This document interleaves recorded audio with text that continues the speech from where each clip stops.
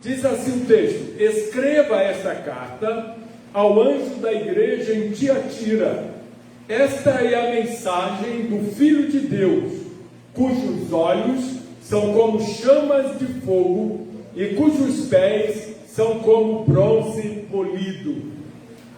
Versículo 19: sei de tudo que você faz, vi seu amor, sua fé, seu serviço e sua perseverança, e observei como você tem crescido em todas essas coisas. Contudo, tenho contra você uma queixa. Você tem permitido que essa mulher, Jezabel, que se diz profetiza, faça meus servos se desviarem. Ela os ensina a cometer imoralidade sexual e a comer alimentos oferecidos a ídolos.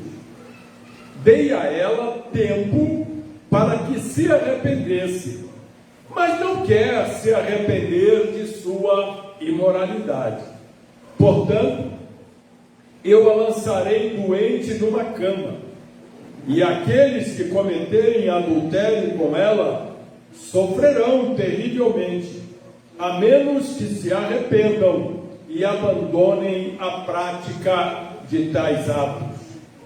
Matarei seus filhos, e então todas as igrejas saberão que eu sou aquele que sonda mente e coração. Darei a cada um de vocês aquilo que seus atos merecem. Tenho também uma mensagem para o restante de vocês em Tiatira, que não seguiram esse falso ensino, as verdades mais profundas, como eles dizem, que na realidade vem de Satanás. Não lhes pedirei coisa alguma, senão que se apeguem firmemente ao que já têm, até que eu venha. Ao vitorioso que me obedecer até o fim, eu darei autoridade sobre as nações. Ele as governará com cetro de ferro e as despedaçará como vasos de barro. Ele terá a mesma autoridade que recebi do meu Pai, e também lhe darei a estrela da manhã. Quem tem ouvidos para ouvir, ouça o que o Espírito diz às igrejas. Amém.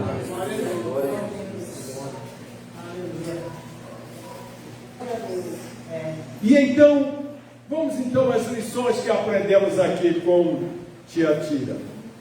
Primeira coisa, irmãos, que nós observamos neste texto que acabamos de ler, é que Satanás, ele estava presente e muito ativo naquela região do mundo, conhecida naquela época como Ásia Menor.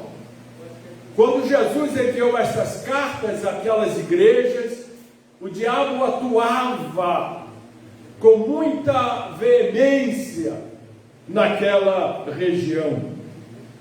E em Tiatira, nessa cidade de Tiatira, que por sinal era a menor das 7 cidades que receberam uma carta escrita por João e ditada por Jesus, ela era a menor cidade, mas se vocês observarem, a carta a Tiatira é a maior carta, é a mais extensa, é a mais longa.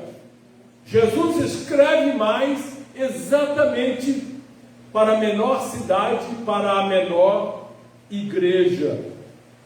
E lá em Tiatira havia uma profetisa de Satanás. Essa profetisa, ela incentivava as pessoas ao que a Bíblia chama de verdades mais profundas de Satanás. Ela, na verdade, irmãos, incentivava os crentes ao adultério e à idolatria. Ela pregava o gnosticismo, E o gnosticismo era uma filosofia muito presente na vida da igreja primitiva, onde os seus seguidores pregavam que você pode fazer o que você quiser com o seu corpo. Você pode pecar à vontade com o seu corpo, porque o que vai te salvar é a sua alma. E eles diziam mais do que a alma, é o seu intelecto, é o seu entendimento, é a sua mente. Você é salvo pelos seus pensamentos, pelas suas ideias. É o conhecimento humano que salva e não o corpo. E nós encontramos em todas as cartas, tanto as de Paulo quanto as de João e de Pedro, um grande ataque a essa filosofia que imperava na igreja daquela época. E então, essa mulher, que é chamada aqui no texto bíblico de Jezabel, ela era uma profetisa de Satanás. Nós temos que ter muito cuidado, irmãos, com as profecias que são ministradas em nosso meio, principalmente quando são pessoas de fora, gente que nós não conhecemos, que nós não sabemos quem é. Quando Deus usa uma irmã da congregação em profecia, quando Deus usa um irmão da congregação em profecia, você sabe quem é. Você conhece a vida, você conhece o testemunho. Mas esse pessoal que desce de paraquedas nas igrejas, que sai não sei de onde, e chega profetizando e determinando tudo na vida dos crentes, muitas vezes, irmãos, nos enganam, e nós somos ludibriados por esses profetas que não são de Deus, e que muitas vezes são agentes de Satanás para nos afastar de Deus, para enfraquecer nossa fé, ao contrário do que muitas vezes nós somos levados a pensar. E nós vamos então para a segunda parte do nosso estudo, que é a cidade de Tiatira. A cidade de Tiatira, como vocês viram ali no mapinha no início, ela estava situada entre Pérgamo e Sardes. Atualmente chama-se Aquisar, cidade de Aquisar, e ela fica na Turquia. Tiatira não existe mais, no lugar existe a cidade de Aquisar. Você encontra lá algumas ruínas de Tiatira. Lídia, que foi a primeira pessoa convertida por Paulo na Europa, lá na cidade de Filipos, já na Europa, Lídia era de Tiatira. Mas nós não temos mais, além disso, nenhuma informação sobre esta igreja. O que sabemos da igreja de Tiatira é somente o que está registrado aqui em Apocalipse, capítulo 2. Era uma cidade conhecida pela produção de púrpura. A púrpura era uma tinta que era usada em tecidos. E além de roupas, que também Tiatira produzia muitas roupas daquela época, Tiatira também produzia artigos de cerâmica e de bronze. E havia em Tiatira grupos organizados de artesãos e profissionais, que eram chamados de guilda. Estas associações de profissionais eram chamadas de guilda. Então havia em Tiatira várias guildas. Então a guilda do pessoal que fazia roupa, guilda do pessoal que fazia cerâmica, guilda do pessoal que trabalhava com tecido, que trabalhava com púrpura, com tinta de tecido, perfeito? Era uma organização parecida com o que hoje nós chamamos de sindicato. Só que essas guildas, ou sindicatos, se quisermos usar uma linguagem do século XXI, ao contrário de hoje, que são organizações sociais que tentam proteger o trabalhador e lutar por interesses, né, dos trabalhadores daquela área, daquela profissão, e que trabalham para que o aumento do salário possa ser maior, que os benefícios possam ser melhores. Naquela época, as guildas, elas tinham elementos religiosos de influência pagã entre elas. Então, esses grupos de profissionais que se reuniam nessas associações, eles tinham também cerimônias religiosas. E a maioria destas cerimônias eram sexuais. Essas cerimônias envolviam práticas sexuais libertinas.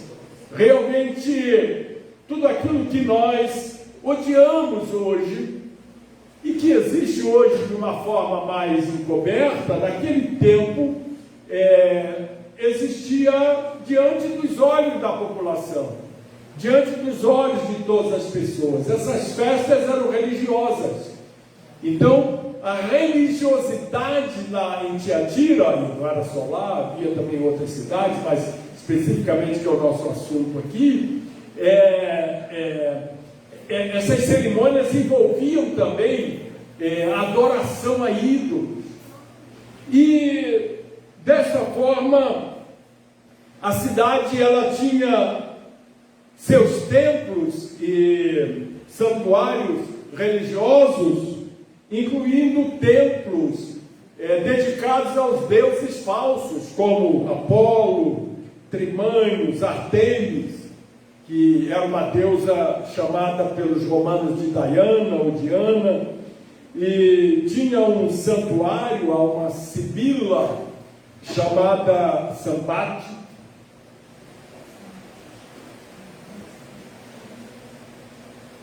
O que era uma sibila? Sibila era uma espécie de uma sacerdotisa que pregava, a sua principal função era pregar os oráculos desses deuses falsos.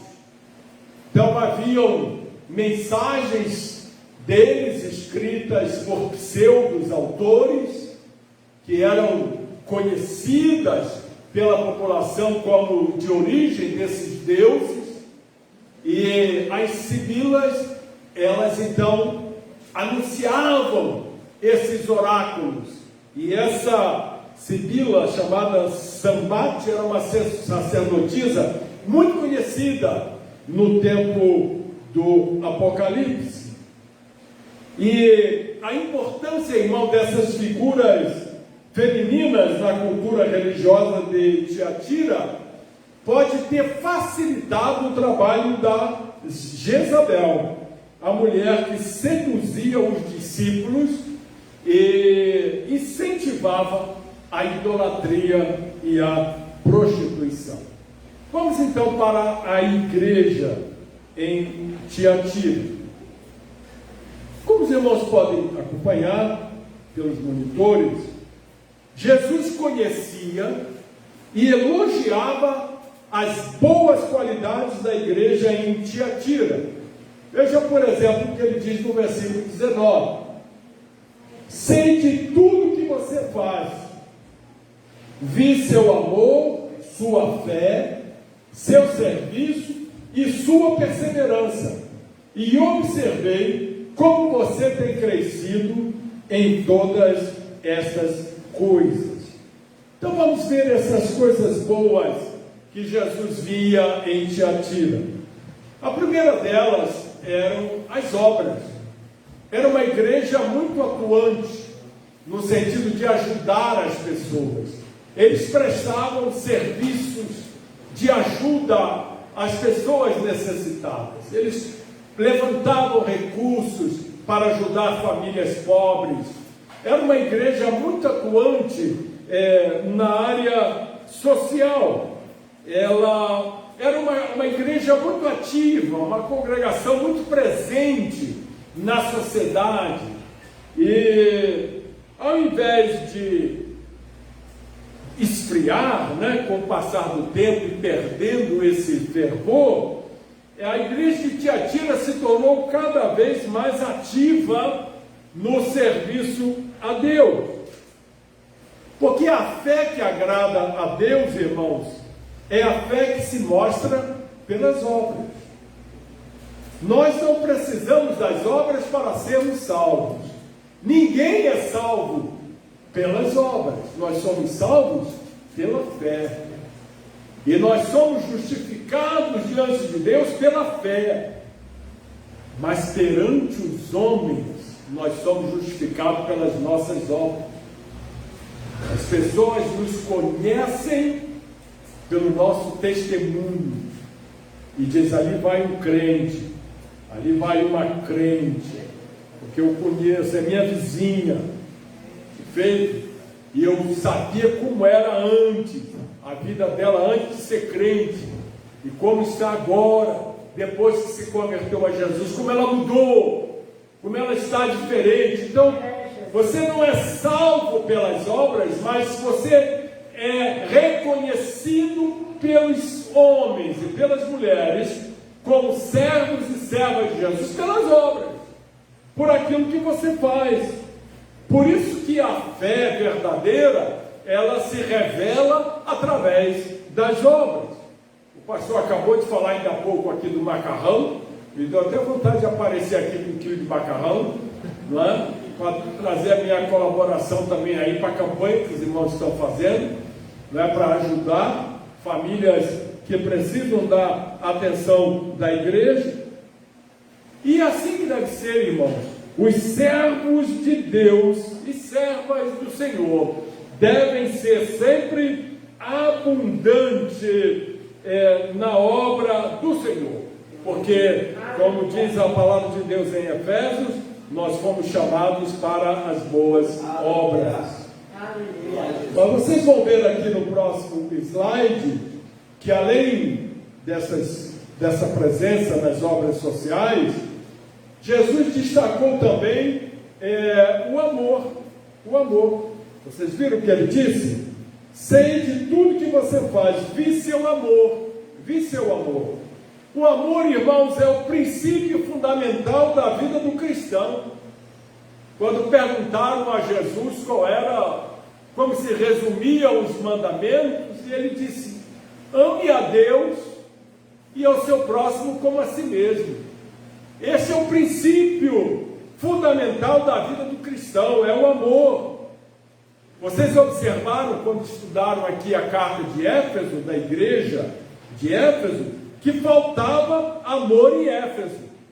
Mas aqui no texto que nós acabamos de ler, Jesus viu essa qualidade em Tiatira. Uma outra qualidade que Jesus elogia na igreja de Tiatira era a fé. A fé. Diz o texto, que nós lemos aqui. Vi seu amor, sua fé. Sua fé. Junto com as suas obras, irmãos, os discípulos de Tiatira mostraram a sua fé. As pessoas podem ser identificadas conforme a sua fé. Há crentes e há incrédulos. E não pode existir comunhão entre os dois. Não é possível. Como você pode conviver com um crente que não acredita em nada? Que não vê a mão de Deus operando em nada? Nada vai acontecer, Deus não vai fazer nada, o problema não vai se resolver. São pessoas incrédulas. Falta o que a essas pessoas?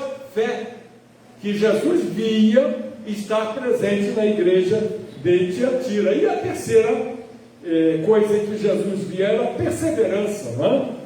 Vi seu amor, sua fé, seu serviço e sua perseverança. Eu coloquei ali para os irmãos, o bom solo produz fruto com perseverança. Uma qualidade frequentemente incluída nas características que definem os servos de Deus. Então ali tem vários textos que mostram as características de quem serve a Deus. Em todos aqueles textos, a perseverança está presente. Até a tribulação produz perseverança, né, irmão? Esse dia eu encontrei com alguém que disse assim, eu preciso ser perseverante. Aí parou assim, não vou orar, não vou pedir a Deus, não vou pedir a Deus para me ajudar a ser perseverante, não. Por quê? Não, porque a tribulação produz perseverança. Se eu for pedir ao Senhor perseverança, vai vir tribulação. Eu falei, rapaz, você tem razão, está escrito na Bíblia mesmo isso, né? Que a tribulação produz perseverança. Não vamos pedir tribulação, né, irmãos? Mas quando ela vem, ela nos ajuda, né, a não desfalecermos em nossa fé. E então nós chegamos na quarta parte do nosso estudo, que é quando Jesus também viu problemas na igreja em Tiatira, e ele faz uma crítica severa a esses problemas. Então o versículo 20 começa dizendo assim: contudo, tenho contra você uma queixa. Tenho uma queixa. Qual é essa queixa que Jesus faz à igreja de Tiatira? O problema principal, irmãos, daquela igreja foi uma atitude tolerante em relação a uma falsa profetisa. Tinha uma falsa profetisa naquela igreja que a igreja tolerava. A igreja não mexia com ela. Pode ser que ela realmente se chamasse Jezabel, mas é provável que Jesus tenha escolhido esse nome porque esse nome representa toda a maldade da mulher do rei Acabe. Lá no 9º século antes de Cristo, a Jezabel do Velho Testamento, ela teve uma influência terrível em Israel no século 9, conduzindo o povo à idolatria. E a Jezabel de Tiatira agiu de maneira semelhante à Jezabel do Antigo Testamento, seduzindo os cristãos às práticas de idolatria e prostituição, que na verdade era imoralidade sexual literal. Realmente, as mulheres trocavam de marido, os maridos trocavam de mulher, tudo publicamente, era uma prostituição, irmãos, assim, que trazia uma tristeza muito grande ao coração de Deus, quando via os crentes envolvidos nisso. Os crentes envolvidos nisso, porque Jezabel convenceu os irmãos a se envolver nessas festas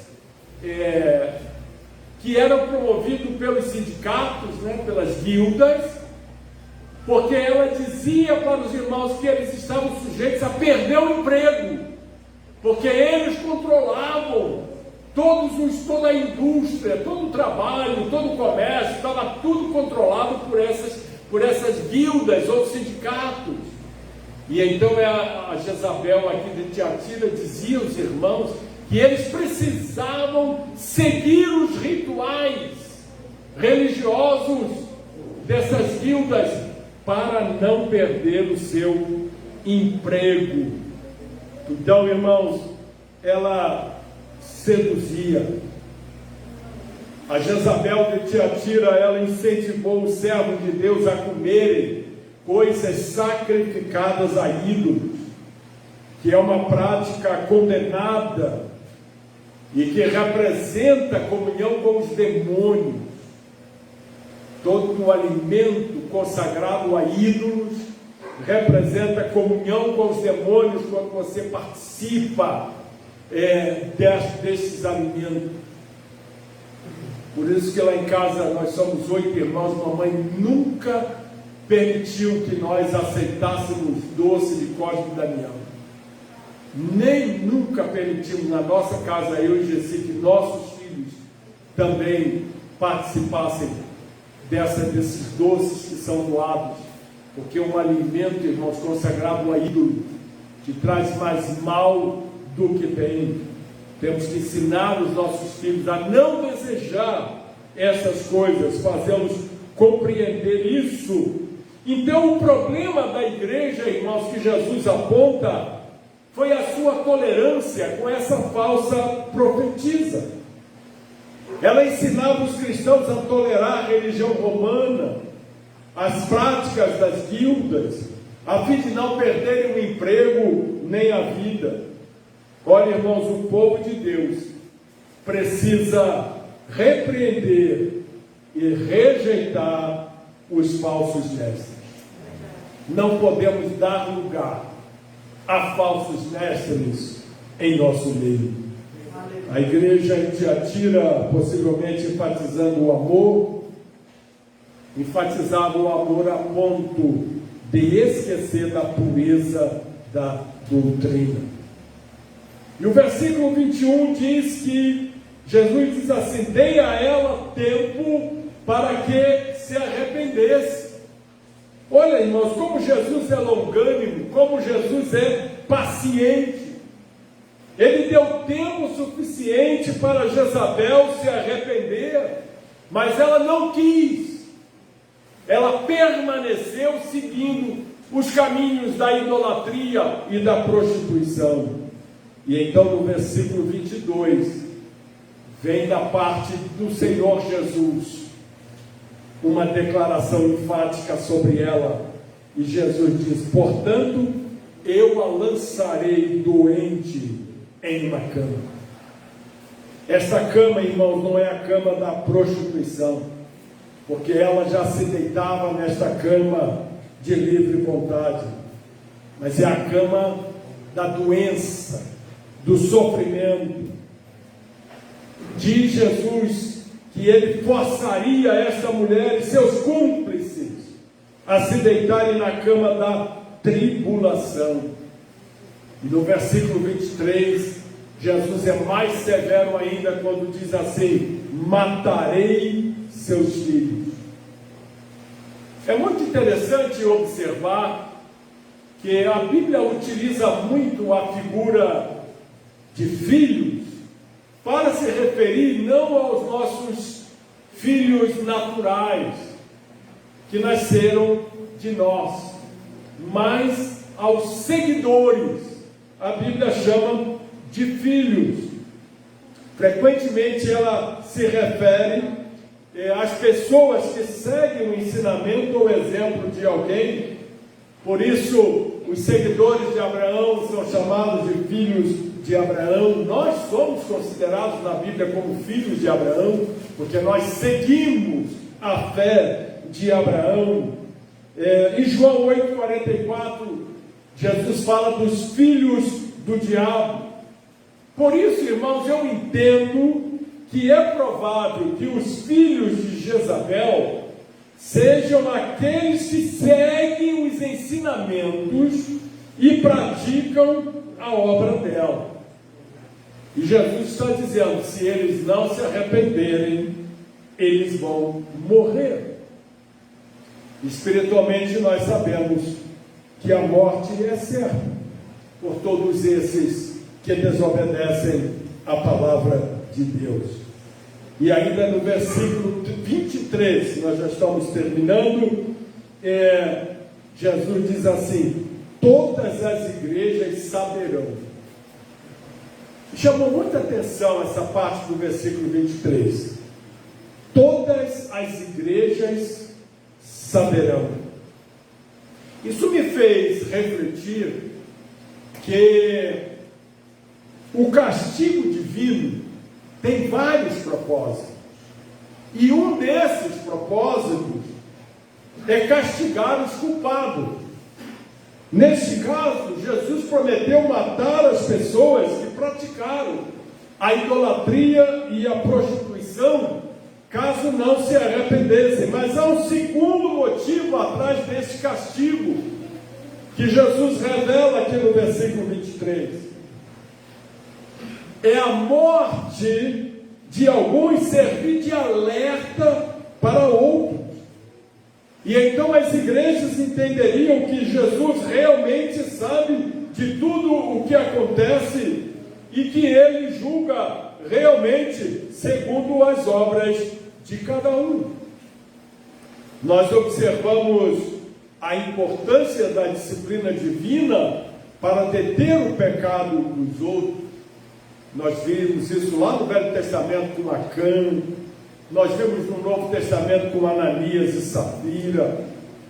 Esses dois exemplos, apenas esses, podemos citar outros, são suficientes para nos fazer compreender que o castigo que veio sobre Acã e sobre Ananias e Safira serviu de alerta para o povo de Israel lá no Velho Testamento e para a igreja que dava os seus primeiros passos no Novo Testamento.